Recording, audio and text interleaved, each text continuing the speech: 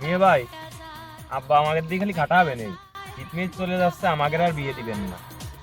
রে ভাই, শীতমিত চলে যাচ্ছে, আব্বা আমাকে বিয়ে থা দিবেন না। এখন শীতি দেখছিস ত্বক সব নষ্ট হয়ে যাচ্ছে, সিয়ারের সব নষ্ট হয়েছে। এই শীতই মনে হয় কাবু করে ফেলবে না, শরীরই নষ্ট হয়ে যাবেন। মিয়া ভাই তাড়াতাড়ি বাড়ি চল, দেখতে আইছে।